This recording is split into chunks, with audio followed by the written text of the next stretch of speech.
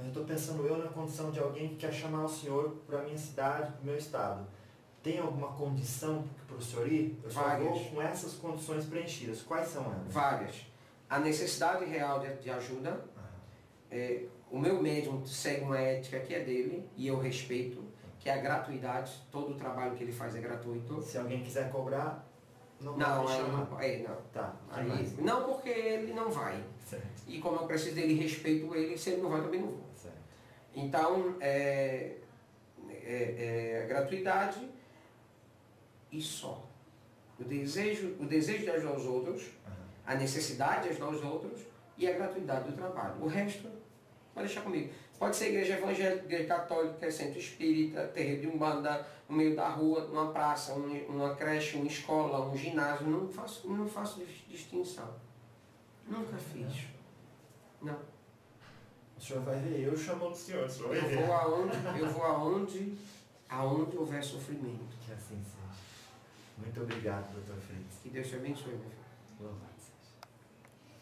Nada na Terra é mais lindo que a ciência. Amém. Quando o ser humano tirou a ciência da mão da religião e jogou na mão dos cientistas, veja o que aconteceu. Eita.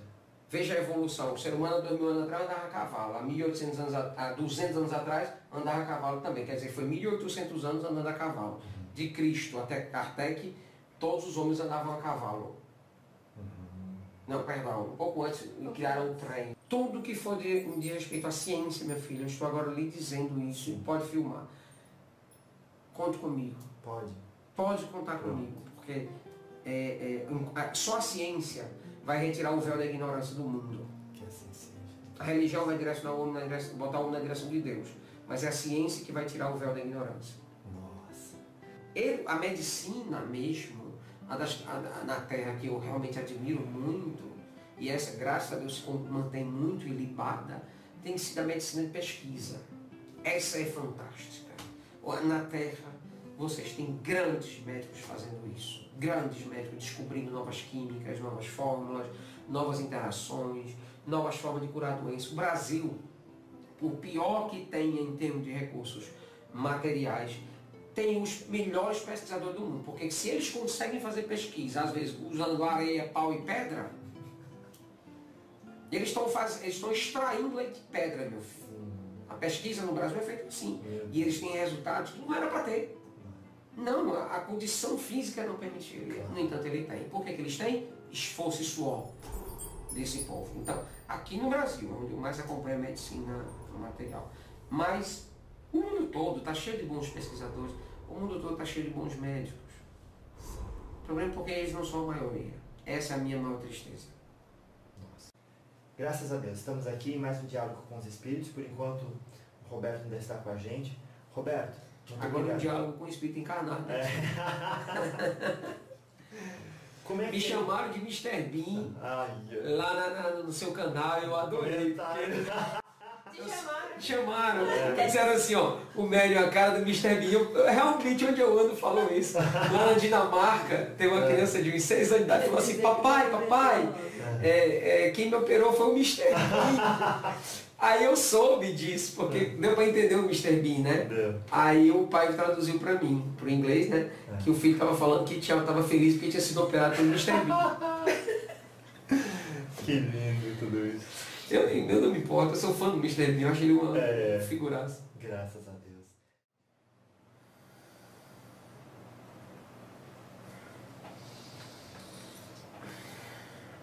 Vamos lá, boa noite. Boa noite.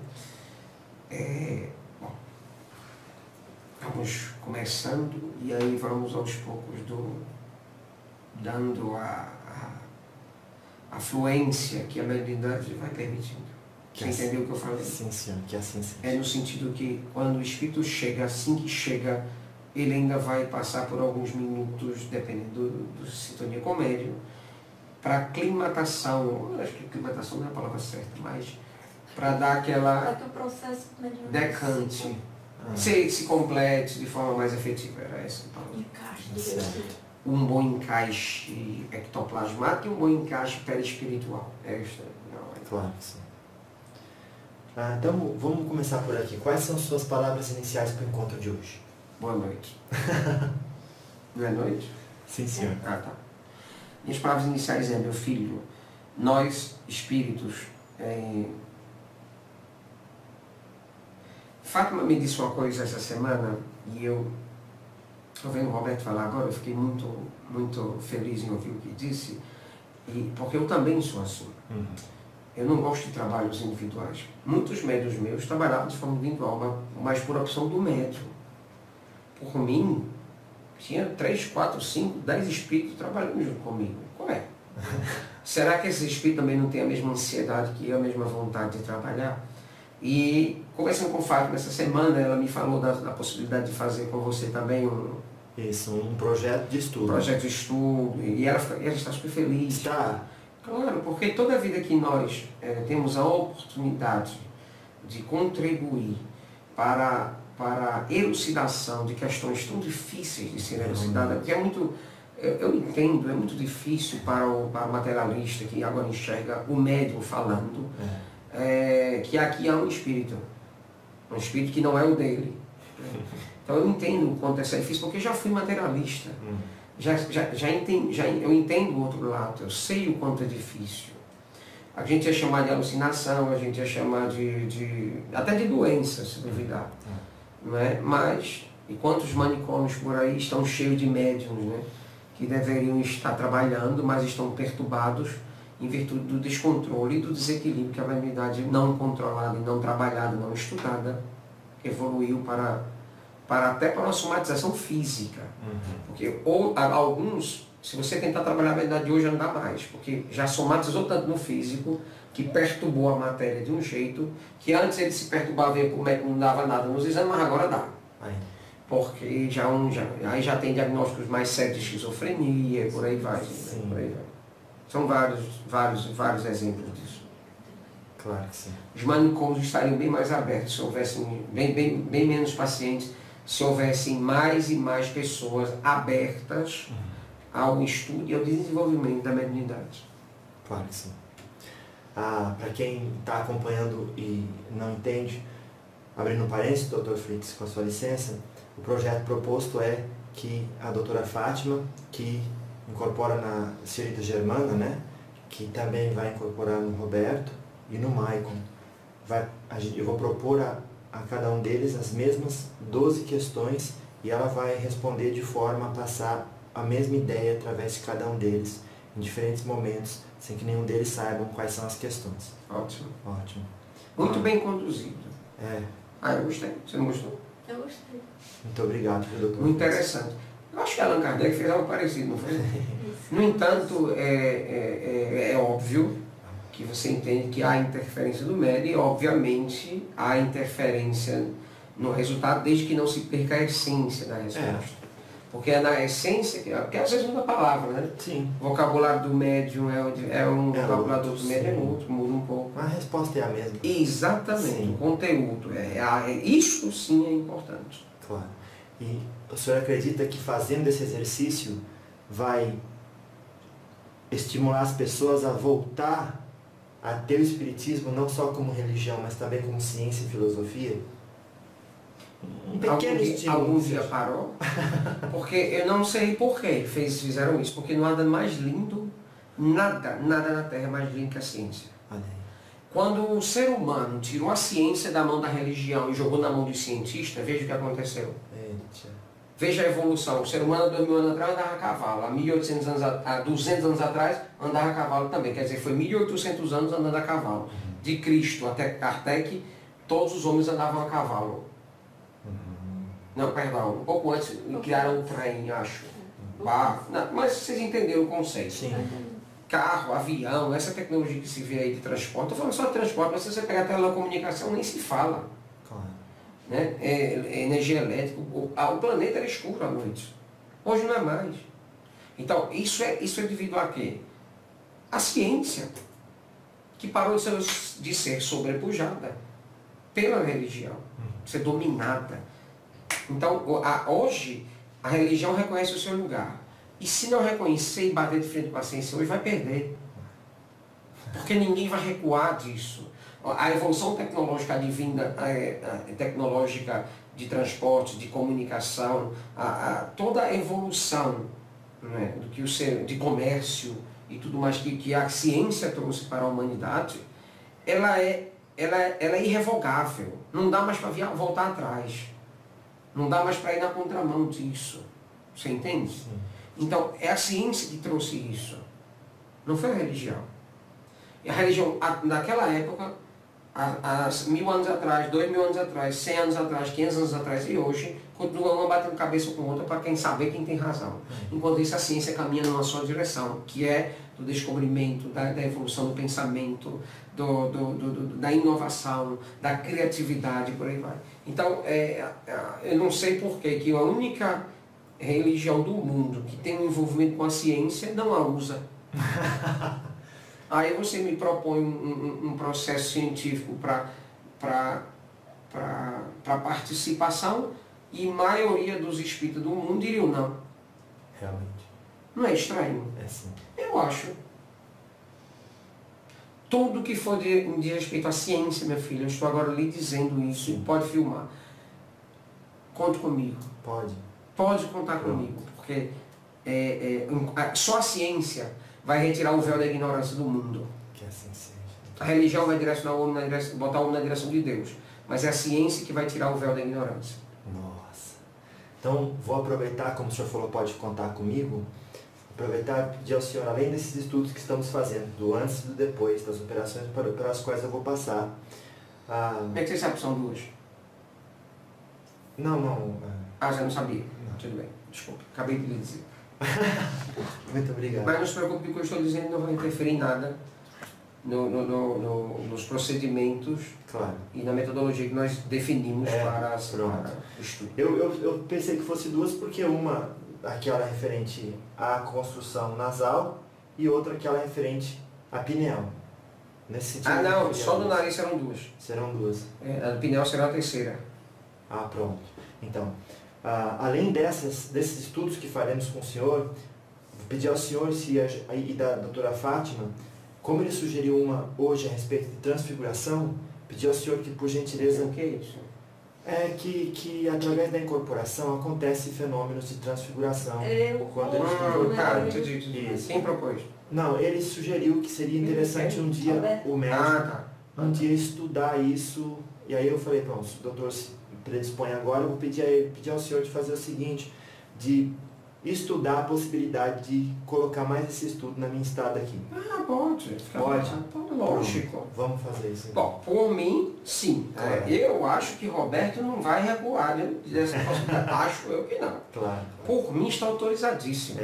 Claro. Mas esse estudo representa o que, Dr. Fritz? Agora que o senhor entendeu a intenção. Meu filho, é a possibilidade de desmistificar muita coisa. As pessoas ainda vivem num mundo de fantasia, acham que espírito é coisa da mentalidade de quem é espírita, acham que espírito é um pensamento não convencional. Mal sabem eles que são espíritos e que a qualquer momento, quando desencarnar, e não vai demorar muito para a maioria dos que estão vivos, vão perceber que é tudo verdade. Então, por que eu vou ter pressa?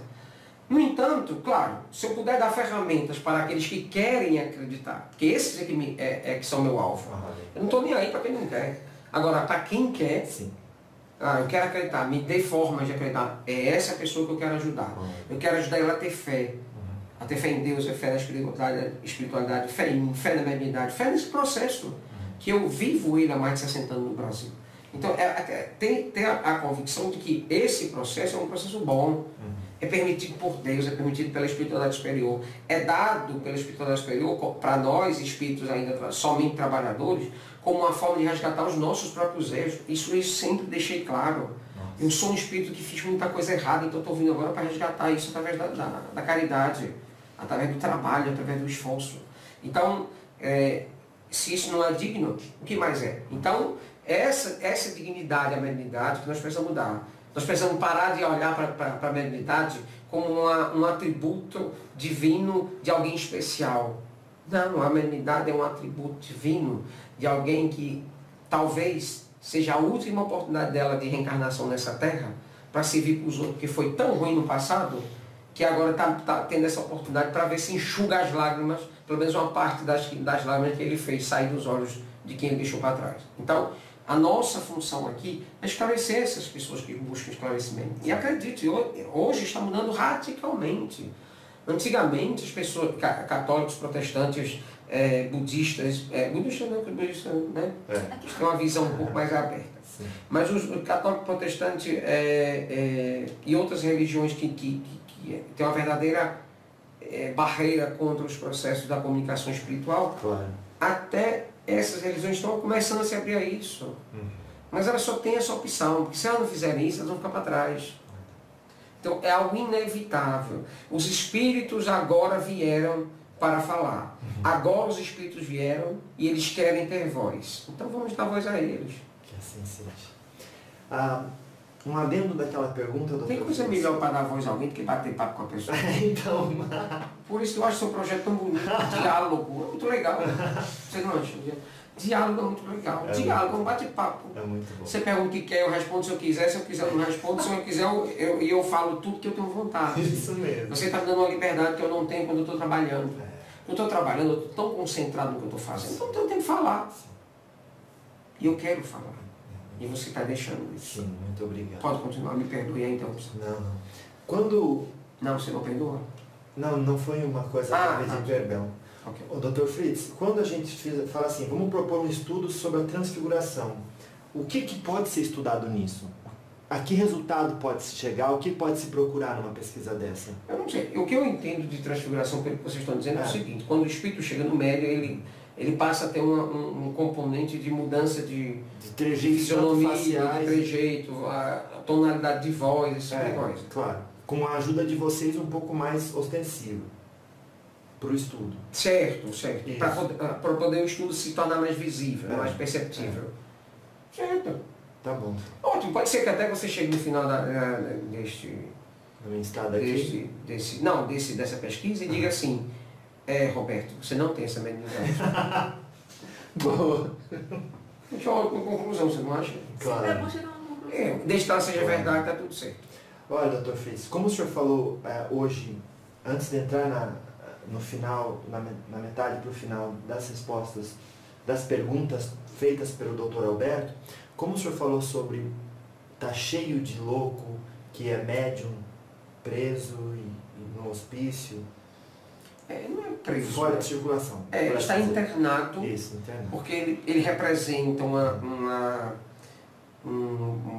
pessoa de perigo para ela mesma. E para a família e para a sociedade. Então, eu não estou dizendo que o que a psiquiatria faz está errado. Não. A psiquiatria age de acordo com o que a psiquiatria sabe. Então, dentro da limitação dela, a pessoa, estou vendo gente que não existe. Estou vendo situações que não existem. Estou olhando para o tempo passado, vendo o futuro. Isso não existe. Esquizofrenia. Claro. Interna. Então é isso que eu estou falando. Muitas dessas internações poderiam ter sido evitadas se antes do processo ter ficado tão grave, essas pessoas tivessem tentado a possibilidade do estudo e principalmente da prática. Porque não é o estudo que traz esse equilíbrio. O que mais traz o equilíbrio é a prática. Agora, como se praticar o que não se sabe? Então precisa se estudar. Sim. Então tem que ser as duas coisas. Né? Você tem que estudar e tem também que praticar. Vou dar um exemplo disso. Um dos médicos de cura hoje da Casa Caridade, ele com 14, 15 anos de idade, começou a apresentar convulsões.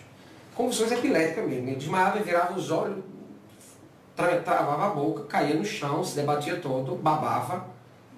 E esse processo demorava 10, 15 minutos e era mais 15 minutos para o menino acordar. Então, um típico caso de epilepsia. Então, ele foi levado ao médico, o médico diagnosticou como uma epilepsia, correto o diagnóstico. Certo. Correto. O médico fez o diagnóstico correto, mas incompleto. Aí a mãe trouxe aqui. Eu olhei para ele e disse assim, não é epilepsia. Você vai levar ele no médico e vai dizer assim, doutor, epilepsia é possível detectar através de alguns exames. Eu quero que meu filho faça todos os exames que existem, e eu quero que um exame diga que ele tem epilepsia, um eletroencefalograma, uma tomografia, uma ressonância magnética funcional, qualquer coisa. Eu quero que esse exame diga, meu filho está doente. E eu orientei a mãe, disse assim, volte no médico e peça ele todos os exames. Eu já vou avisando para você, todos os exames vão dar nada. Por quê? porque ele não tem nada. O problema dele é mediunidade. Claro. Ele tem que fazer o grupo de estudo mediúnico. O que é que a mãe fez? Voltou para o médico disse, fez os exames, não tinha realmente nada. E o médico, não, mas ele tem que tomar um anticonvulsivo. E o menino continuava tendo convulsões. Tomava uma dose altíssima de anticonvulsivo. Carbodiazepina, se não me engano, o anticonvulsivo. Que ele tomava, acho que era esse, o princípio ativo. E ele chegou a tomar 2.000 unidades. 2.000 unidades. A pessoa que tem convulsões fortíssimas toma no máximo 2.400. Então 2.000 unidades é uma dose altíssima. Você consegue evitar convulsão com 600 unidades. Então ele estava tomando 2.000. E mesmo assim continuava não tendo convulsão. Como se não estivesse tomando absolutamente nada, das convulsões igual. Sim. E eu orientando a mãe, leva pro gênio, ela ia lá voltar. Ele vinha para cá fazer mediúnicos, né? isso. Ela ia para cá fazer cirurgia espiritual, fazer cromoterapia, fazer todo o tratamento, o menino melhorava. Quando passava um tempo, ela parava de vir, começava o gênio, não continuava, o menino voltava a ter convulsão. E ficou nessa novela 2 anos. E nada do menino melhorar. Aí um dia ela chegou aqui chorando, eu estou desesperada, porque não sei o que fazer com meu filho. Não, isso é mentira sua. Saber o que você tem que fazer, você sabe, você não faz porque você é uma mãe indisciplinada e você está conduzindo a vida do seu filho numa grande indisciplina. Ou você ou você cuida do seu filho como uma boa mãe deve cuidar, ou então esse menino vai morrer. Porque se essa doença somatizar, a culpa é sua. Que ela vai passar para a matéria. Ninguém fica tendo convulsão, meu filho, 2, 3 vezes por semana, durante 3, 4 anos, e não acontece nada no cérebro. Isso é impossível. Em algum momento alguma coisa vai ficar ruim. Conclusão. Ela resolveu levar a termo o que eu estava falando e botou o menino no grupo de estudo mediúnico. Depois que ela começou o grupo de estudo mediúnico, ele teve ainda algumas convulsões.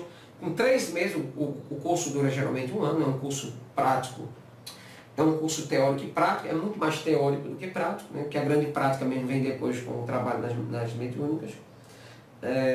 E depois de 3 meses ele cessou completamente as convulsões. Até hoje. Isso já tem uns 4 anos e ele não sente mais nada. Mas ela foi com o GEM, o grupo de mediúnico, até o final. E depois disso ele foi para os trabalhos mediúnicos. Depois nós botamos ele para fazer cirurgia espiritual, porque ele é médium de efeito físico. E hoje é um excelente médium de efeito físico. Ele deve ter 19 anos. Nossa. 18, 19 anos. Jovem, começou aqui com 16 anos. Claro. Hoje ele tem 19 anos, é um menino adorável. Todo mundo gosta dele. Ele continua tomando convulsivo, a dose foi diminuída para 600 unidades.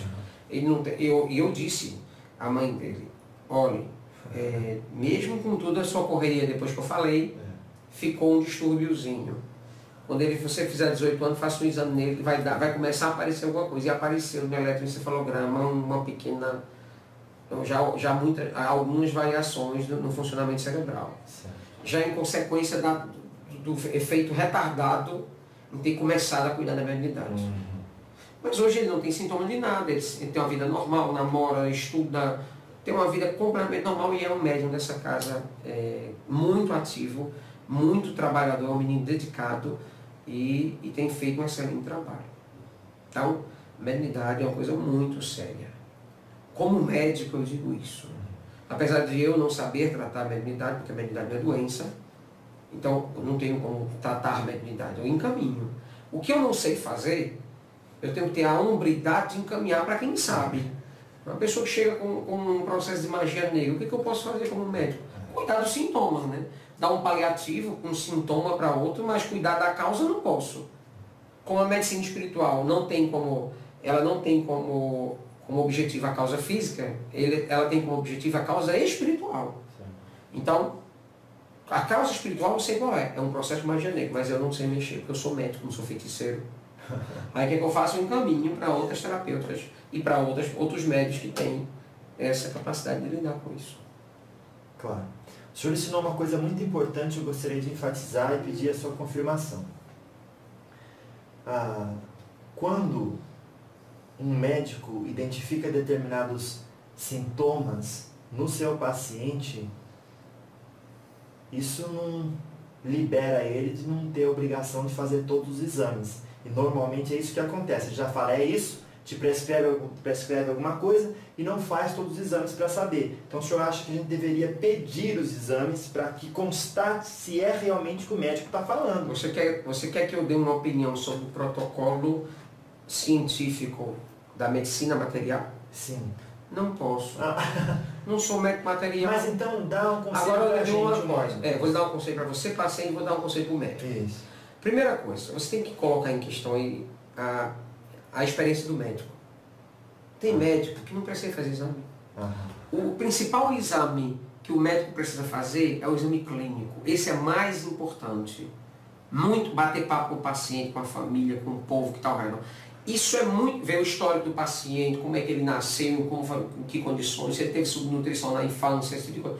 Isso é muito mais importante, diz muito mais coisa do que o exame de laboratório. Então, o exame de laboratório, como o próprio nome diz, ele é complementar, deveria ser. E o que acontece é que hoje os médicos se condicionaram a usar os exames não como complementares, mas a opinião deles como complementares aos exames. É como se os exames tivessem mais poder de decisão do que o próprio médico. Está errado isso.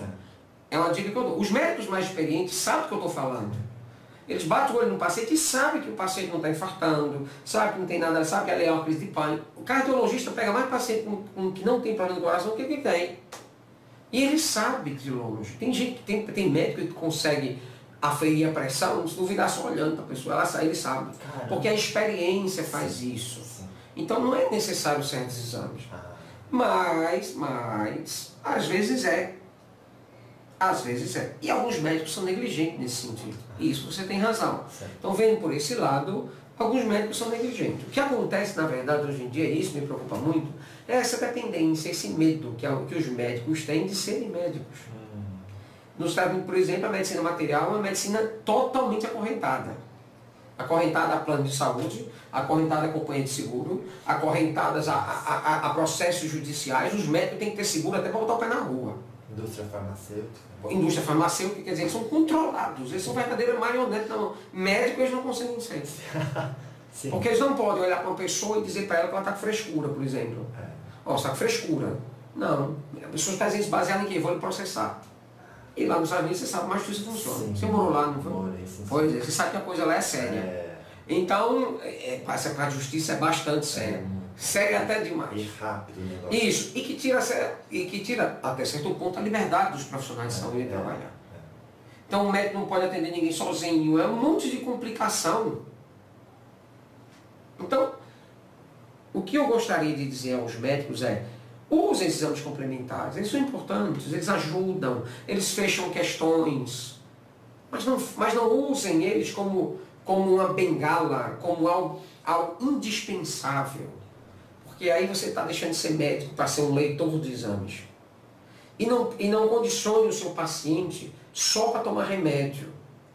Remédio é bom, mas o corpo humano é uma química, é um laboratório enorme, gigantesco. Não precisa de 4, 5 remédios para curar uma gripe. Não estou exagerando. Olha aí.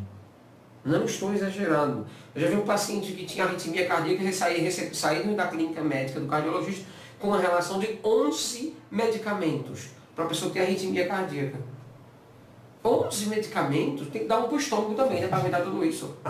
Então, quer dizer, é como você acabou de falar. Sim. Fica na mão da medicina, fica na mão das agências dos planos de seguro, plano de saúde, plano de seguro, de seguro, fica na mão da indústria farmacológica, quer dizer, a medicina mesmo, na Terra, que eu realmente admiro muito, e essa, graças a Deus, se mantém muito ilibada, tem sido a medicina de pesquisa. Essa é fantástica. Na Terra, vocês têm grandes médicos fazendo isso. Grandes médicos descobrindo novas químicas, novas fórmulas, novas interações, novas formas de curar doenças. O Brasil, o pior que tem em termos de recursos materiais, tem os melhores pesquisadores do mundo. Porque se eles conseguem fazer pesquisa, às vezes usando areia, pau e pedra, eles estão extraindo leite de pedra, meu filho. A pesquisa no Brasil é feita assim. E eles têm resultados que não era para ter. Não, a condição física não permitiria. No entanto, ele tem. Por que eles têm? Esforço e suor desse povo. Então, aqui no Brasil, onde eu mais acompanho a medicina material. Mas o mundo todo está cheio de bons pesquisadores. O mundo todo está cheio de bons médicos. Sim. O problema é porque eles não são a maioria. Essa é a minha maior tristeza. Nossa. Mas esses que não são a maioria, esses médicos que são muito senhores de si, que tratam as pessoas com arrogância, que não sabem medicina e se fingem saber, esses aí, coitados, eles estão um cantinho bom lá na espiritualidade. Então, provavelmente vão ter que trabalhar comigo. Certo. Claro. E aí eles vão ver o que é bom para tosse. É. É. Em que sentido? Porque, de sofrer. Porque eles vão aprender a medicina de verdade. Certo. Eu estou até vendo aqui, acompanhando o horário também, doutor Fritz. Para o senhor, as pessoas veem às vezes o senhor olhando no relógio, explicar que o senhor respeita muito o horário do médium, né? Claro. Isso, que daqui a pouco ele tem uma palestra, também estou aqui acompanhando isso.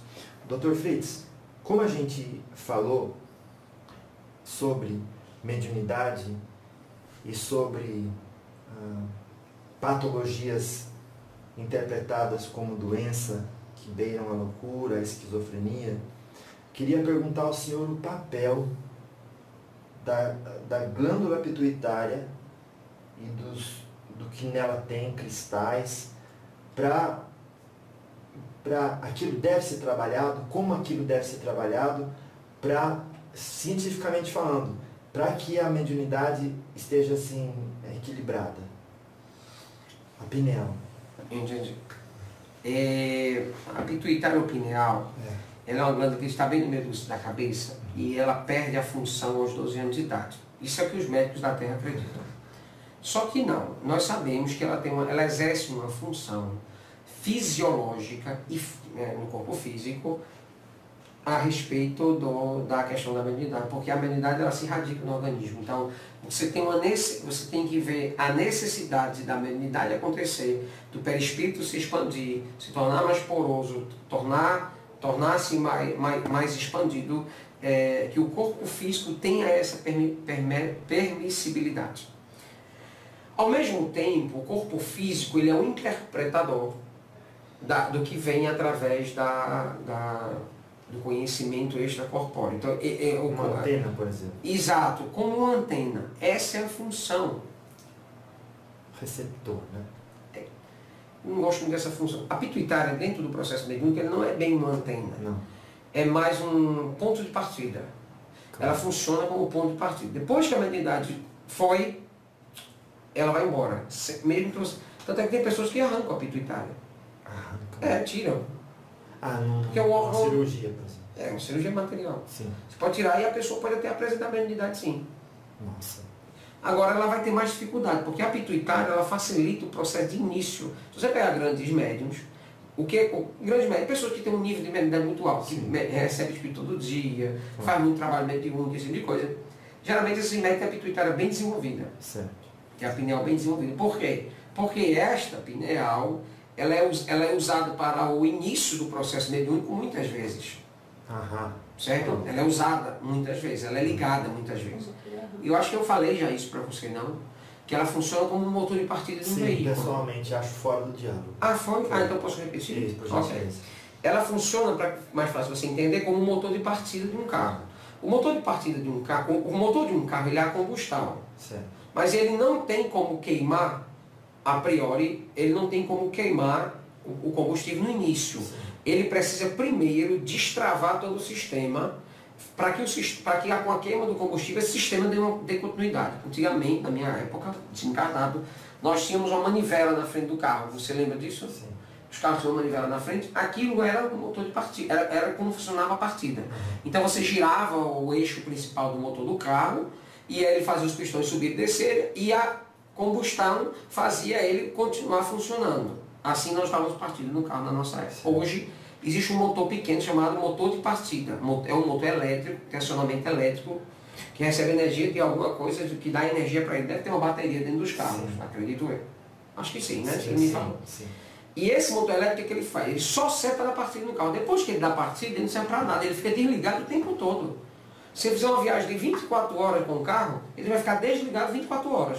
Mas se você desligar o carro e for ligar novamente, ele vai entrar para acionar. Então essa é a função da pineal. Da pineal, claro. A pineal ela dá esse impulso inicial no processo da mediunidade. Seja a mediunidade de evidência ou de incorporação, Qualquer mediunidade. ou de ouvir. Qualquer mediunidade. Claro, claro. Qualquer mediunidade. Mas um carro funciona sem motor de partida? Não. Funciona, dá um empurrãozinho e pega. Não é? Verdade, verdade. Então, o médium sem pneu também pode funcionar. Entendi. Vai ser mais trabalhoso, vai ser mais difícil. Claro, claro. Então a máquina completa é com ela. Porque ela possui cristais. É a única parte do organismo que você tem cristais em grande quantidade significativa.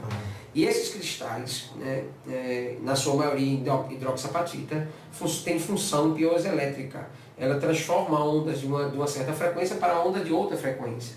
Então é o mesmo funcionamento do telefone. Esses cristais você vê nesses aparelhos. O rádio. Então ele funciona como esse intermediário para dar essa partida. Mas depois que a sintonia aconteceu, ela fica ali só de observadora do fenômeno. Ela não participa. Mantenedora também? Ela mantém o fenômeno também? Não. Claro. Ela não é um motor. Entendi. Ela é apenas um motor de partida. Ela não é um motor da mediunidade. O motor da mediunidade é o perispírito. Ela é como se fosse a porta da represa, que abre e deixa a coisa passar. Eu gostei da sua definição. Depois de aberta, né? Aí vai embora. Aí não tem mais função, porque está aberto. Está aberta, a porta não serve para nada. Virou um buraco. Verdade. Exatamente. Sim. Eu gostei da sua metáfora, muito boa. Muito obrigado. Então agora no contexto dessa operação que o senhor vai fazer, primeiro o senhor identifica que a pessoa tem a mediunidade. Porque senão não adianta. O que o senhor vai fazer? Decalcificar? Que processo o senhor vai fazer nesse caso mesmo? Não. A gente vai ampliar, a gente vai ver qual é o nível de calcificação que você tem na pineal. Sim. A gente vai ver se é possível ampliar eles e eu dar uma lustrada neles. Sim. Num bom sentido, no sentido energético falando, né? Então é preparar a sua pineal para dar esse estático com um pouco mais de potência. Botar um motor de partida mais novo. No entanto, o que é que adianta você ter um motor de partida novo, mais potente que a melhor bateria do mundo para alimentar ele e não ter motor? É o que acontece quando você tem mediunidade. Isso então. Então se você tem um motor de partida gigantesco, mas não tem motor, você não sai do canto, sabe? Seria igual dizer que na represa, agora aquelas portas elas abrem com muita facilidade, mas não tem água. Mas não tem água. Eita. Perfeito. Perfeito. Não tem água, não tem mediunidade, nada flui, nada corre. Claro. Então isso já explica que a hora que o senhor abrir... Por isso que você diz, Dr. Fritz, é possível abrir mediunidade que não tem? Claro que não. Isso, claro. É possível abrir uma represa sem água? Mas não vai correr nada. Quer dizer, o senhor não vai vencer seu tempo em nada, né? Porque não dá resultado. Não, tem visto. Sei lá, eu não sei qual é o resultado. Eu não consigo olhar para alguém e dizer assim, você é médium. Bom. Às vezes sim, muitas vezes sim. Sim. Na maioria das vezes sim, desculpe. Né, principalmente quando os anjos guardião de vocês chegam de joelho para mim, chorando, pedindo até pelo amor de Deus para me dizer para a pessoa que ela é médium. Para dizer que ela é médium. Claro. E aí eu digo, você é médium. Eu posso fazer o que ele pediu. Claro. Quando o senhor abre essa porta, a porta da vidência, isso automaticamente abre a porta de ouvir os espíritos? Que vidência? Não, vamos dizer, a pessoa tem a mediunidade da vidência. Quando abre a porta, ali dentro já está a água. Aí essa água vai passar. Isso quer dizer que também faz abrir a capacidade da pessoa de ouvir os espíritos? A não ser que é outra represa, não tem água lá. Certo. Qualquer outra mediunidade tem que ter água lá. Mas o fato de abrir a porta... meu filho, se você disser assim, fulano tem mediunidade de psicografia. Mas qual psicografia estamos falando?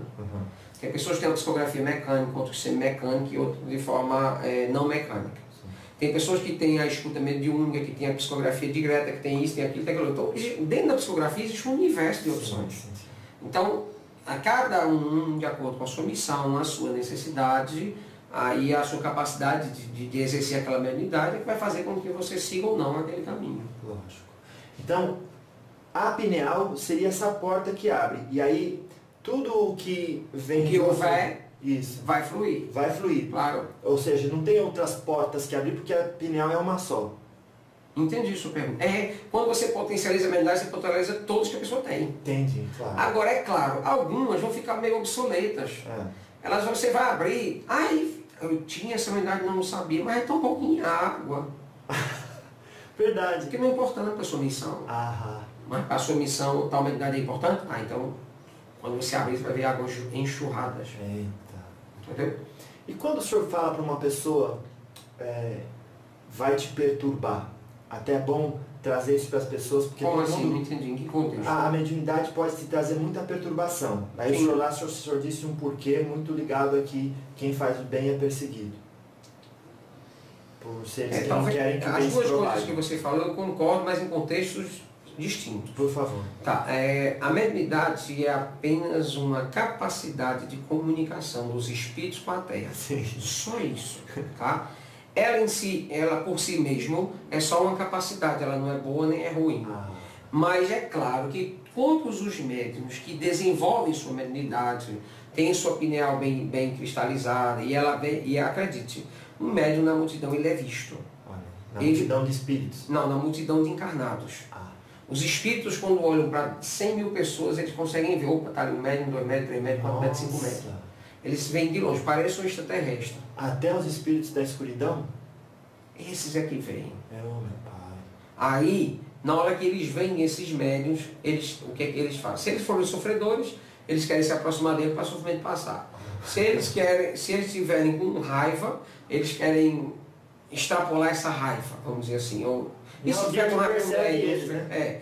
Entendeu? Então, os médiuns, eles sem querer, só mesmo pelo fato de serem, eles são muito mais vistos pelos espíritos, o que é uma relação natural. Um peixe deve sentir o cheiro de água de longe. A tartaruguinha que nasce lá na areia, ela nunca vai contra o mar, ela vai sempre na direção da praia, não é? Sim, instinto. É instinto. Então, os espíritos também têm um instinto natural de serem atraídos pelos médiuns. Da mesma forma que eles veem mais os médiuns também os atraem. De acordo com a sua missão. Roberto, por exemplo, é a pessoa que atrai espírito sofredor. E espíritos doentes. Então, se ele vai em hospital, ele pode rezar o que ele quiser rezar antes. Na hora que ele entra no hospital, aquela fila se forma nas costas dele. E começa a vampirizar a energia dele. Para quê? Para ter a sua dor aliviada. Ele não tem a missão de doar energia de cura. Eles não estão necessitando dessa energia para se aliviar. Então, há um intercâmbio mesmo contra a vontade dele. Meu Deus. Então, ele sai exausto, cansado, muito... E ele reclama de mim. Como eu Fritz, por que o senhor não me blinda? Ele diz assim, porque eu não tenho essa função. Essa é a minha próxima questão. E aí a outra questão que você colocou, isso é uma questão dos médicos, claro, né? Claro. A outra questão que você colocou foi, que eu disse que era em contextos distintos. Primeiro, eu falei para o senhor que uma vez que abre a mediunidade... foi sobre você fazer o bem, você vai sofrer. É assim. Isso aí já é uma outra questão. Médium ou não, todos que escolhem fazer o bem, geralmente são muito perseguidos.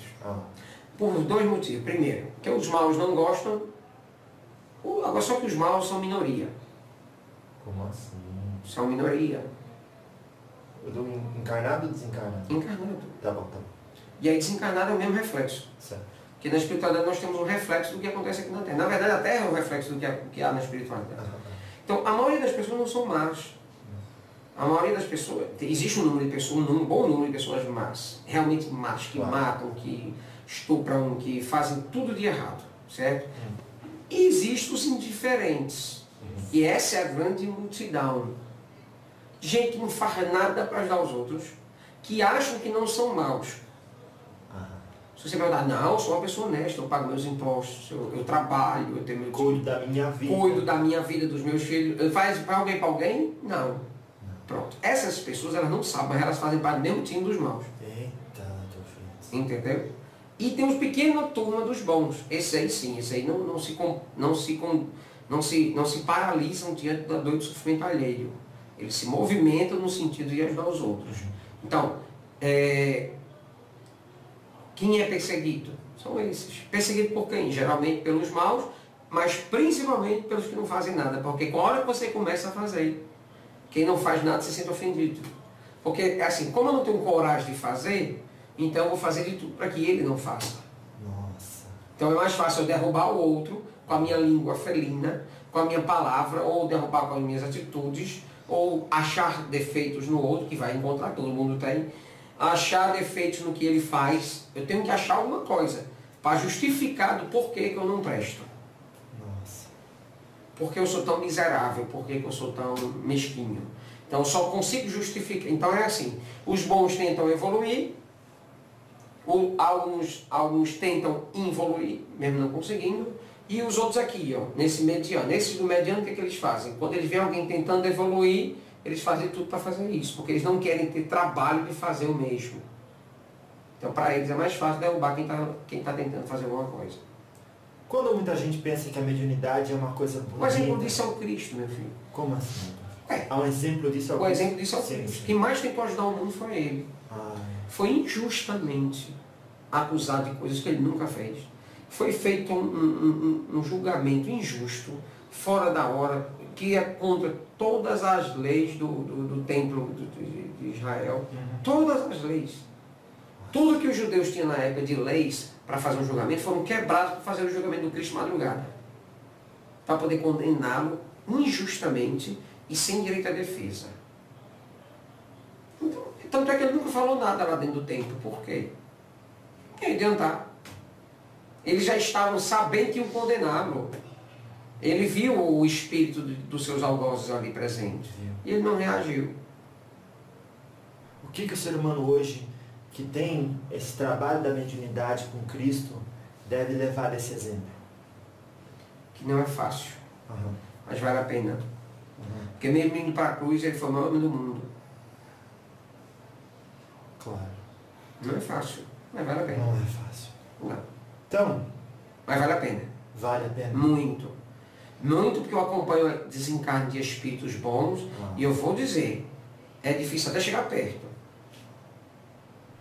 Como assim difícil de chegar perto? Escuta, se uma pessoa boa, realmente boa, não é uma pessoa que diz que é. Eu estou falando que realmente é bom. Sabe aquela verdade que na espiritualidade se mantém? Sim. Pronto, é dessa verdade que nós estamos falando. Não é desse povo que fala que é bom, mostra que é bom, finge ser bom, mas chega na espiritualidade não são nada. Pronto, esses aí não interessam.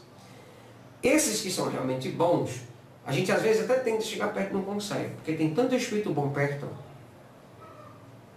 que você tem que pegar uma fila só para dizer seja bem-vindo.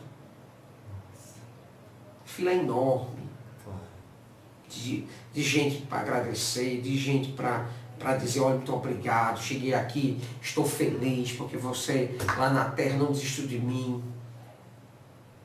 Muito obrigado por ter ajudado meus filhos, por ter ajudado minha mãe, que está lá embaixo ainda sofrendo, mas você ajudou ela, muito obrigado. Então a fila é tão grande que você não consegue chegar perto. Certo. Vou fazer uma questão e pedir sua palavra. Aí quando a pessoa é muito ruim, também é muito difícil chegar perto, mas por outro motivo. Tem uma outra fila de outro tipo de gente. A fila lá é bem diferente. A gente tem que chegar chutando às vezes. Sai da frente, sai da frente. Brincadeira. Doutor Fritz, graças a Deus. Vou fazer mais uma questão e pedir sua palavra final. Pois já é. é 7 e 7. É isso? Então, doutor Fritz, quando a gente abre essa represa para as mediunidades, pode acontecer que a pessoa comece a fazer desdobramento consciente também? Pode sim. Porque seria isso um tipo de mediunidade que estava represando. Sim. Seria não? É o senhor está dizendo? É um tipo, sim. Claro. Não sei como chamavam antigamente, mas hoje chama de desdobramento, não é essa que você está perguntando? Isso. Sai do corpo? Isso. Desdobramento o nome. Além da pineal, tem outras glândulas importantes para a mediunidade? Sim, tem. O senhor pode só nomear depois? As amígdalas cerebrais. Certo. Elas não são glândulas. São regiões do cérebro, que fica na base do cérebro, por baixo do corpo caloso, que é onde se processa a maior parte das emoções. Elas liberam grandes doses de endorfina, grande dose de outras substâncias, e por isso o médium, geralmente, tem uma tendência a ter grandes variações de humor. Então as amígdalas é uma região muito próxima lá da pineal, Sim. mas elas são muito influenciadas pela mediunidade. Entendido. Doutor Fritz, qual seria então a sua mensagem final para o encontro de agora? E depois continuamos com as perguntas do Dr. Alberto. Meu filho, agradecer mais uma vez. Nunca vou me cansar de agradecer porque me sinto lisonjeado pela oportunidade que você tem dado a mim, ao meu trabalho principalmente, porque o que eu quero divulgar aqui não é a mim. Eu não preciso. Onde quer que você vá, você fala Bezerra Menezes, alguns não sabem quem é. Se for espírita, sabe, mas se não for espírita, ninguém nem sabe quem é. Não sabe. Agora fala do Dr. Fritz. Realmente. Eu não preciso mais de publicidade, Sim. mas meu trabalho sim. E quanto mais divulgado ele for, mais e mais pessoas eu vou conseguir ajudar. e mais pessoas vão me fazer, mais pessoas que eu ajudar, vão me fazer me aproximar ainda mais do meu maior objetivo, que é resgatar todos os débitos que eu tenho com Deus. E acreditem, não são pequenos, são enormes, são tão grandes que atualmente estou no 29º médium, trabalhando com mais 3 e tendo mais um monte de outros por vir pela frente, para ver se eu consigo pagar metade dos males que eu já fiz à humanidade. Então, muito obrigado mais uma vez pela oportunidade. Sempre estarei aberto a você ou qualquer outra pessoa que me procure, não só como médico, mas como amigo, queira bater um papo, e queira discutir coisas do dia a dia, porque muitas vezes as pessoas não me preocupam porque elas querem um espírito, elas me preocupam porque ninguém as ouve. O senhor pode repetir essa frase? Muitas vezes as pessoas me procuram não porque estão doentes, ou porque estão precisando de cura. Precisando de cura. Claro. Elas me procuram porque ninguém as escuta. Ninguém quer saber dos problemas dela, ninguém quer saber do que está passando dentro dela. E eu estou aberto para ouvi-los. Lógico, se o tempo permitir. Mas é uma alegria mais uma vez estar aqui. Eu sei que diante dessa... algo que eu preciso dizer, que é autorizado por Bezerra de Menezes, eu preciso falar agora. Esse vídeo, especificamente esse que estamos conversando, algumas pessoas que vão ouvi-lo vão entrar em contato com a Casa da Caridade para que nós possamos levar o trabalho de cirurgia espiritual até você. Isso vai ser possível dentro de um planejamento, não só do meu médico, mas também da equipe que eu tenho aqui. E mais importante, aonde eu for, médiuns de cura aparecerão. E eu vou passar um tempo indo, porque depois não vai ser mais necessário. Porque os médiuns de cura que lá estiverem vão levar adiante muito bem. Assim estou fazendo na Dinamarca, estou fazendo nos Estados Unidos, vou fazer na Noruega, vou fazer na França, vou fazer em vários outros locais, vários países, no Brasil, em vários locais, em Belém, em outros locais. Vou fazer porque o que eu quero é que esse trabalho cresça e cresça cada vez mais. Porque a maior bondade que podemos fazer por alguém não é só ser bom com ela, mas principalmente ensinar o bem. Porque quando ensinamos o bem, ele se espalha. Não como erva daninha, mas principalmente como uma floresta de frutos para aliviar a fome dos que estão em necessidade de conhecimento e de amor. Muito obrigado. Doutor Fritz, só traduzindo, às vezes alguém não entendeu a sua mensagem e o senhor vai me ajudar a esclarecer mais ainda com essa colocação. O senhor está dizendo que se tiver alguém em qualquer estado do Brasil ou em qualquer país do mundo que diz assim, aqui eu acredito que tem um potencial não só de médium, mas de gente para ser tratada, vai entrar em contato com essa Casa da Caridade de Fortaleza, vai falar com o médium, você pode perguntar ao Dr. Fritz se ele não podia vir fazer a operação dele aqui no nosso estado ou no nosso país. Aí ele vai dizer assim, vou consultar o Dr. Fritz, e o senhor está dizendo que o Dr. Bezerra de Menezes já prevê que isso é uma coisa que vai acontecer e precisa acontecer, não só para o desenvolvimento mediúnico local, mas a ajuda da sociedade. Principalmente pelo desenvolvimento mediúnico local. Esse é o principal motivo. Claro. Porque nesses locais que a gente vai fazer cirurgia, assim aconteceu no Maranhão, em Piauí, assim aconteceu em Goiás, assim aconteceu em São Paulo, assim aconteceu no Rio, em várias outras cidades, Minas Gerais. Não importa se é uma cidade pobre, se é um pouco pobre que chama. Aí é que eu vou. Veja meu histórico, meu filho. Sim. Qual foi olha, tirando Edson Queiroz em Recife, acho que eu nunca... E Roberto em Fortaleza, acho que a maioria do meu médio era cidade pequena. Então, por quê? Mas mesmo em cidade pequena, veja onde é a Casa Caridade, é um bairro de periferia. Sim. Quase saindo da cidade, onde tem vários problemas sociais. Então, eu gosto de estar perto dos pobres mesmo. Eu gosto de estar perto deles. Bezerra de Menezes é o meu grande incentivador nesse sentido. Ele me ensinou que perto da pobreza, perto do sofrimento, a maior necessidade de médico é lá. Ele me ensinou isso, Bezerra de Menezes. Sim. E ele me disse que aprendeu isso com Jesus. Nossa. Tem uma quantidade de médium limite para dizer assim, ó, se só tem 2 pessoas aí eu não vou. Tem que ter uns 30 pelo menos? Casa da Caridade hoje era para ter uns 38 médicos de cura, só tem 14. A maioria desiste, não vai, não vem, não chega, não quer. Sim. Então, O que falta é médium. O que falta é eles quererem, não falta médium, falta eles quererem. Certo. Falta eles terem a motivação certa, conhecerem um caminho, saberem que vale a pena. Desmistificarem muita coisa, eles têm medo do que não é verdade. Mas eu estou pensando eu na condição de alguém que quer chamar o senhor para a minha cidade, para o meu estado. tem alguma condição para o senhor ir? Eu só vou com essas condições preenchidas. Quais são elas? Várias. A necessidade real de ajuda. O meu médium segue uma ética que é dele e eu respeito, que é a gratuidade. Todo o trabalho que ele faz é gratuito. Se alguém quiser cobrar, não vai não. Tá. Aí, não, porque ele não vai. Certo. E como eu preciso dele, respeito ele, se ele não vai, também não vou. Certo. Então, gratuidade e só.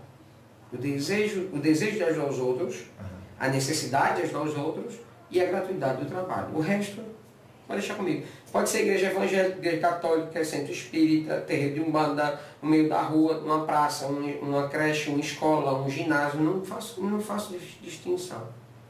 Nunca fiz. Não. O senhor vai ver, eu chamo o senhor vai ver. Eu vou aonde houver sofrimento. Que assim seja. Muito obrigado, Dr. Fritz. Que Deus te abençoe, meu filho. Louvado seja. Tudo que for de respeito à ciência, meu filho, eu estou agora lhe dizendo isso. Sim. Pode filmar. Conte comigo. Pode contar comigo, porque só a ciência vai retirar o véu da ignorância do mundo. Que assim seja. A religião vai direcionar o homem botar o homem na direção de Deus, mas é a ciência que vai tirar o véu da ignorância. Nossa. A medicina mesmo, na Terra que eu realmente admiro muito, e essa, graças a Deus, se mantém muito ilibada, tem sido a medicina de pesquisa. Essa é fantástica.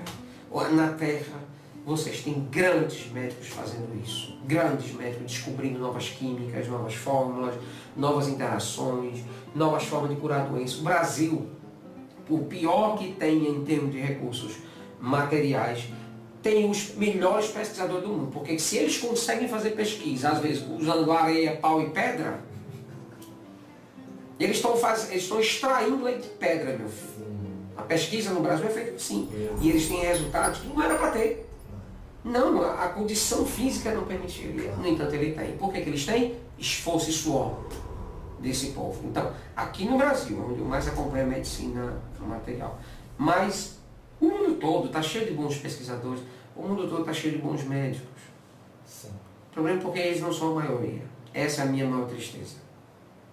Realmente. Eu não preciso mais de publicidade, sim, mas meu trabalho sim. E quanto mais divulgado ele for, mais e mais pessoas eu vou conseguir ajudar. E mais pessoas vão me fazer, mais pessoas que eu ajudar vão me fazer me aproximar ainda mais do meu maior objetivo, que é resgatar todos os débitos que eu tenho com Deus. Muito obrigado mais uma vez por permitir esse estudo através da sua mediunidade, viu? Estamos aqui. Explica pra gente como é que é esse processo antes do Dr. Fritz chegar, e o que você sente, como é que é essa transição? Bom, uma coisa que eu gostaria de deixar claro antes é que a minha vida como uma pessoa qualquer é completamente normal. Quando você tem a mediunidade em equilíbrio, a mediunidade não atrapalha a sua vida em absolutamente nada. Pelo contrário, tem horas que até que eu esqueço que eu sou médium, de tão normal que a minha vida é fora do âmbito da mediunidade. Quando eu vou entrar em processo mediúnico, né, é comum eu sentir um topor, eu fico assim meio... Nós aqui no Ceará tem uma palavra que descreve isso muito bem, chama... A gente fica meio abestado. Então, é um pouco isso, né? Então, é um processo que acontece comigo. Os processos mediúnicos, cada médium tem uma forma de sentir esse processo. Então, essa minha descrição não significa que será igual para todos. Ela é muito particular, ela tem a ver com o meu processo. Né? Então, o meu processo é assim, eu fico com um certo topor. Já teve casos que não, momentos que não. Quando é o Dr. Fritz, é um processo que dura alguns minutos. Tá? Quando eu estou numa mediúnica, por exemplo, não, é um pouco diferente. O que é uma mediúnica? A mediúnica é uma reunião mediúnica convencional da casa, uma reunião onde se conversa com os espíritos, onde se recebe orientações, onde vem espíritos sofredores, espíritos que estão precisando de ajuda, esse tipo de reunião que eu faço parte também. Né? Então não trabalho exclusivamente com o Dr. Fritz, não, de forma nenhuma. Eu também tenho esse trabalho de médium com qualquer outro médium da casa, que é somente isso que eu sou. E quando o Dr. Fritz está para vir, eu posso dizer isso com segurança, porque de todos os espíritos que vêm através de mim, ele é o mais frequente. Né? Então, por ter essa frequência, eu tenho essa sintonia. Já trabalho com ele há 14 anos. Antes dele, trabalhei 9 anos com o Dr. Mauro, que foi outro espírito, trabalhou antes dele. Minha sintonia com o Dr. Mauro era até mais fácil, Porque a minha sintonia reencarnatória, minha história reencarnatória com o Dr. Mauro era mais próxima do que com o próprio Dr. Fritz. Mas eu e o Dr. Fritz temos essa missão juntos, então estamos juntos há 14 anos. Então, quando ele chega, eu estava aqui conversando com você agora há pouco tempo, e você perguntou, e aí, Roberto? Não, estou assistindo não. Aí chegou a Tia Isabel, que é a minha sogra, e que ela ia participar conosco dessa entrevista. E aí, quando ela chegou, eu comecei a sentir. Aí foi nessa hora que o Jefferson ligou a câmera, né? Eu começo a ficar assim meio boba, eu já não consigo lembrar de muita coisa. Começo a entrar num processo que nós descrevemos como estado alterado de consciência. Então, começa a alterar a minha consciência, já não fico tão inconsciente. Minha atenção já não é a mesma para as coisas. Certo. E dá para falar com você alguma coisa ainda? Dá? Já. Dá. Todo mundo é médium? Não. Ah. Não. Porque o povo normalmente diz, sim, todo mundo é médium porque todos conseguem sentir, todos aqueles que conseguem sentir os espíritos com determinado grau é médium. Isso, está correto. Essa frase está correta. O problema é porque tem pessoas que não sentem. Aí essas pessoas que não sentem, não são. Então é um erro você acreditar que todo mundo é médium. A maioria das pessoas tem mediunidade, em graus diferentes, que é de maior ou de menor sensibilidade. Então a maioria das pessoas tem mediunidade, mas uma pequena parcela não tem. Então essas pessoas, não adianta você pegar essas pessoas e colocar em desenvolvimento mediúnico, pode botar ela dentro de processos mediúnicos, de mediúnicas, disso, daquilo, não importa. Não vai acontecer, porque ela não tem mediunidade. Então quando ela não tem mediunidade, ela não é médium. Kardec descreve isso com tanta clareza em diversas passagens do livro dos médiuns, na Gênesis, no livro dos Espíritos. Em vários momentos ele deixa claro isso. Eu não sei por que razão criou-se esse paradigma dentro do movimento espírita em dizer que todos são médiuns. Tem uma frase de Kardec que fala no livro dos médiuns, que diz assim, todos são mais ou menos médiuns, mas somente serão médiuns aqueles que tiverem a sua mediunidade um pouco mais ostensivizada, um pouco mais sensível. Então, em vários outros momentos ele fala que nem todo mundo é médium, em vários momentos ele considera a inexistência da mediunidade de algumas pessoas, mas mesmo assim algumas pessoas ainda insistem em interpretar dessa maneira, como se Kardec houvesse dito que todos são médiuns, e isso não é verdade. A própria definição da palavra já diz isso. Kardec definiu mediunidade, que foi uma palavra que ele criou, como faculdade dos médiuns. Por que ele não colocou faculdade dos homens? Ou faculdade do ser humano? Porque nem todos os homens ou nem todos os seres humanos têm mediunidade. Então é a faculdade apenas dos médiuns. E o médium é a pessoa que serve, que pode servir de intermediário entre os espíritos e os homens. E os que não podem, obviamente não são. Então ele cria a possibilidade daqueles que não podem. Então ele já está na própria definição dizendo que nem todos são médiuns. Certo. Se nem todos são médiuns, nem todos são médiums de incorporação. Isso. A maioria das mediunidades que eu estudo, lido, oriento, sou um orientador mediúnico aqui da casa, dou cursos, dou aulas no grupo de estudo mediúnico, sou um dos instrutores do curso e vejo o tempo todo vários tipos de mediunidade. A maioria das mediunidades que eu vejo, eu não as tenho. Eu convivo com mediunidades que eu não tenho. Então, eu não tenho nenhum problema com isso. Porque parece que fulano é médium, que ele tem que ter todas as mediunidades. Não. Eu tenho algumas mediunidades de efeitos físicos por conta da cura, né? A cura é a principal delas. E tenho algumas outras mediunidades, como a psicofonia, eu tenho muito pouco. Aí é uma outra oportunidade para a gente estudar, viu, Jefferson? O Jefferson Tolidor, para a gente estudar um pouco sobre quando o rosto do médium, transfiguração. Eu tenho um pouco de transfiguração. Eu já ouvi relatos assim, bem estranhos a respeito dos meus processos de incorporação. E aí eu gostaria de um dia fazer testes, filmagem, alguma coisa assim, nos processos de incorporação. Vamos fazer. Porque a gente, possivelmente, tem essa mediunidade. Mas, então, eu tenho algumas mediunidades. Eu tenho psicografia? Tenho, mas é tão pouquinho que me fez, uma vez ou outra, escrever um poema, escrever uma carta, uma coisa assim. Mas nunca perto de um livro ou algo do tipo, mensagens complexas, isso aí de jeito nenhum. Existem outros médios com essas habilidades, né? Mas eu não tenho essas habilidades. Então a gente vê isso, os médios têm as suas mediunidades de acordo com as suas missões. Então a minha mediunidade principal é a mediunidade de cura, que é a mediunidade que realmente me traz, né, me ajuda na missão que eu tenho. Tenho também a mediunidade de desdobramento, clarividência, alguma evidência eu já não tenho, eu não consigo ver espíritos. Né? Muito, muito raro ver um espírito, muito raro. Então, o Dr. Fritz trabalha comigo há 14 anos, convivi com ele durante 5 anos lá em Maranguá, e eu devo ter visto o Dr. Fritz 2 ou 3 vezes. Se eu fosse médium vidente, eu vi o Dr. Fritz toda semana, já que eu estou com ele 2, 3 vezes por semana. Então, não vejo ele, muito raramente. Mas eu tenho uma sensibilidade para esses espíritos muito aguçados, eu sinto bastante a presença deles.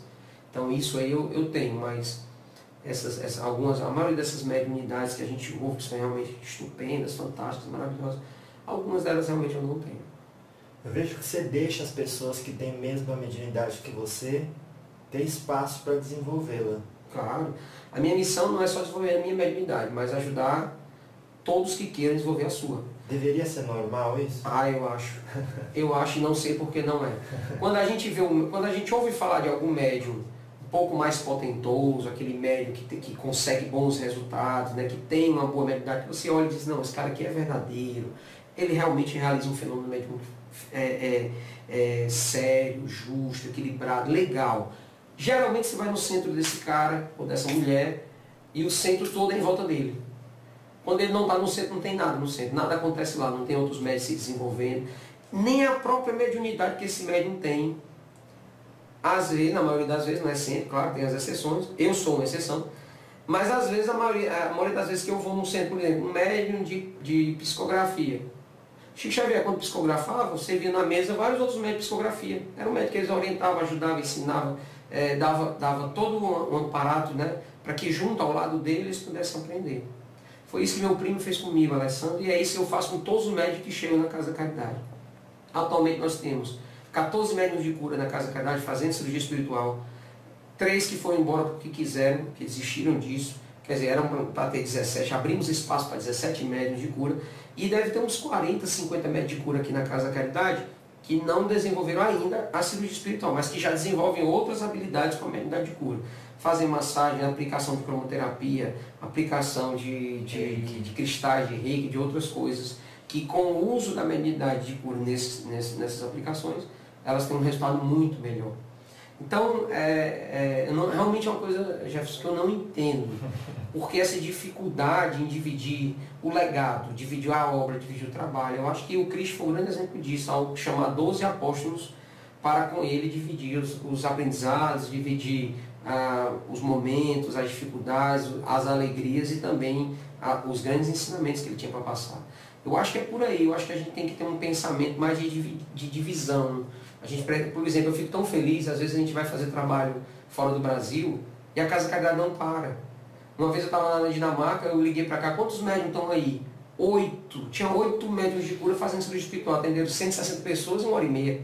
Quer dizer, se eu fosse o único médium da casa de cura, se o trabalho fosse em torno de mim, no dia que eu não estivesse aqui, não ia ter. E nem ia ajudar as pessoas, e os médios não iam ter oportunidade de ajudar os outros. Quer dizer, não faz sentido.